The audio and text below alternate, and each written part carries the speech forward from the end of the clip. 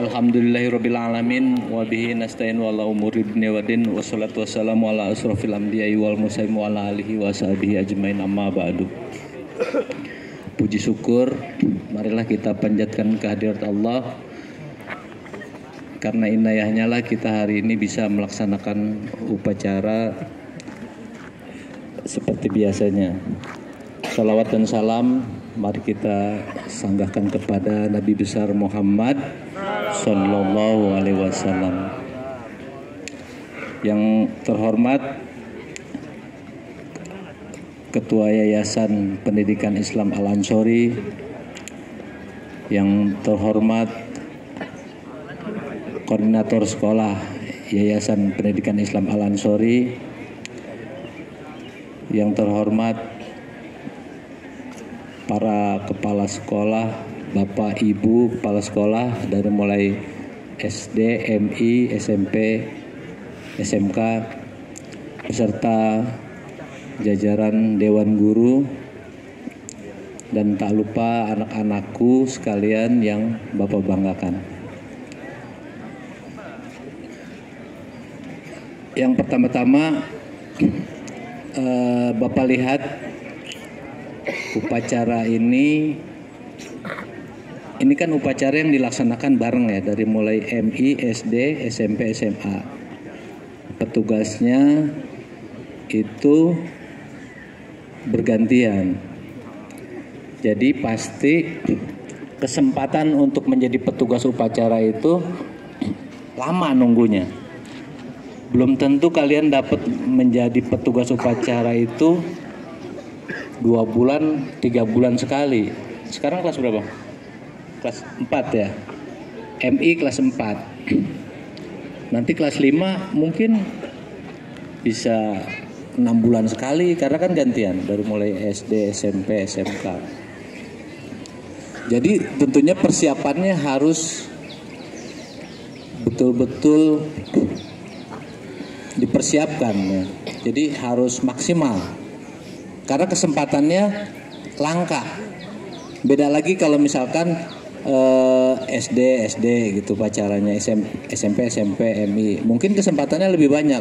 Tapi karena kita mengadakannya berbarengan, sehingga kesempatannya itu sangat langka. Oleh karena itu persiapannya harus betul-betul maksimal. Tadi yang Bapak perhatikan memang alhamdulillah Bapak lihat cukup baik ya. Walaupun tentunya masih ada kekurangan. Kalau bukan berarti karena Bapak ini guru MI ya. Kalau Bapak perhatikan keseriusannya, ini fakta yang Bapak lihat. Kakak-kakaknya ini bahkan lebih serius anak MI ketika jadi petugas, saya lihat. Bukan karena subjektif ya. Karena Bapak pernah lihat kakak-kakaknya ketika menjadi petugas upacara, ketika menyanyikan lagu misalkan Mengheningkan Cipta, itu sambil ketawa-ketawa. Lagunya kemana, nadanya kemana. Kalian tahu nggak makna dari lagu Mengheningkan Cipta? Maknanya tahu nggak? Ini kan tentang bagaimana kalian mengingat jasa para pahlawan kita ketika berjuang ingin memerdekakan bangsa ini. Karena tanpa mereka kan kita nggak, mungkin masih dijajah. Kita merdeka tahun berapa?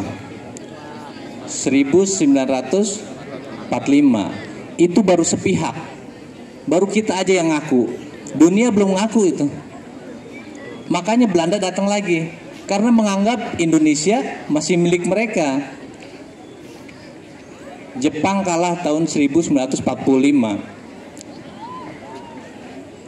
Jepang mengambil Indonesia, waktu itu belum ada Indonesia, masih ada berbentuk kerajaan-kerajaan kan. Itu mengambil dari Belanda. Belanda diusir, kemudian diambil oleh Jepang.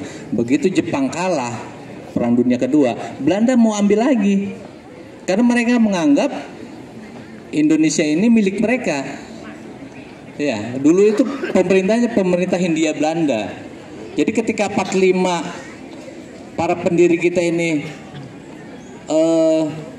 mendeklarasikan kemerdekaannya, mereka tidak mengakui, mereka balik lagi ke sini mau diambil. Oleh karena itulah banyak rakyat Indonesia yang tidak mau dijajah lagi. Bahkan Ketua Umum PBNU itu mengeluarkan resolusi jihad agar santri-santri masyarakat itu berjuang untuk membela bangsa ini.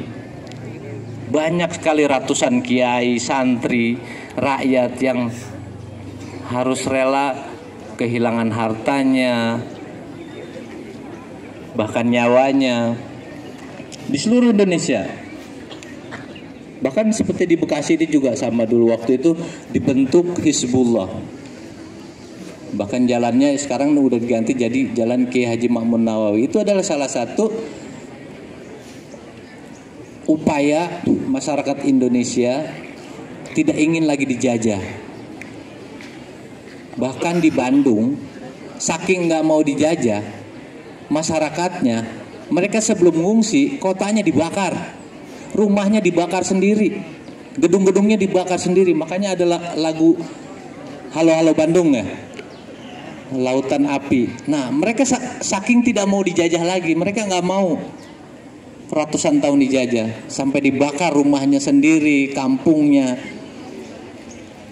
Mereka rela.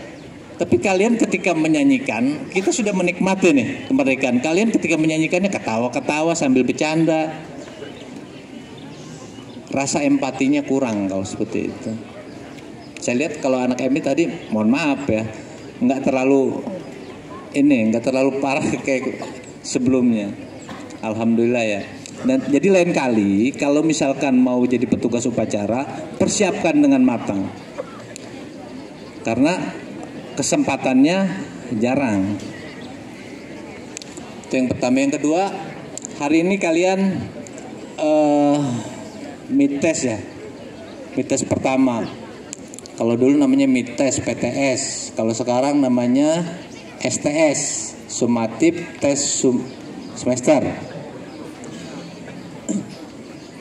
STS ini atau PTS ini kan evaluasi ya, evaluasi selama 2 bulan lebih kalian belajar, diukur oleh guru kemampuan kalian selama 2 bulan lebih ini sampai di mana. Sudah dipersiapkan? Sudah belajar?